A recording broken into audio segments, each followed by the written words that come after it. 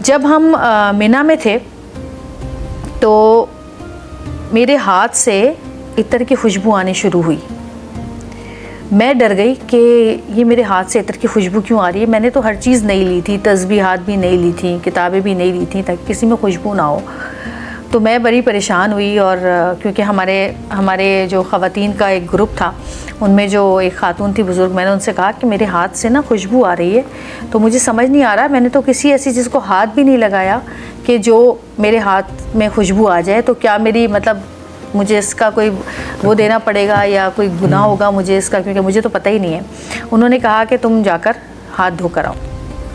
میں گئی باہر اور وہ صابن سے میں نے بہت اچھی طرح ہاتھ دھویا, سب کیا, لیکن وہ خوشبو نہیں گئی میرے ہاتھ سے. میرے سیدھے ہاتھ پہ اس طرف خوشبو تھی, اور 3 دن تک وہ خوشبو رہی ہے. اور وہ جتنی گروپ کی عورتیں تھیں وہ آ کے روز میرا ہاتھ سونگھتی تھیں ہر وقت. اور انہوں نے, جو بزرگ خاتون تھی, انہوں نے مجھے کہا کہ اب تم کسی کو نہیں بتانا.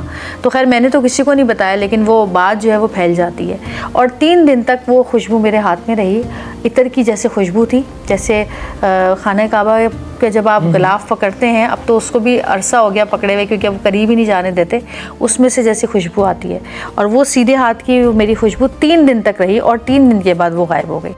دیکھیے میں اس میں ایک بات کرتا ہوں, اللہ سبحانہ و تعالیٰ اپنے بندے کو قریب کرنے کے لیے خواب کے ذریعے مبشرات دکھاتا ہے, اور حقیقتاً بھی اللہ سبحانہ و تعالیٰ دکھاتا ہے کہ دیکھو میں, میری ذات مقدس ہے کہ جو قریب ہوتا ہے میں اس پر اپنا فضل و کرم عطا فرماتا ہوں. وہ ایک شعر ہے نا, اجالے کیوں نہ ہوں دیوار و در میں ذکر مصطفیٰ کرتا ہوں گھر میں, چلا ہوں سوئے دربار رسالت ہے میرے ساتھ ایک خوشبو سفر.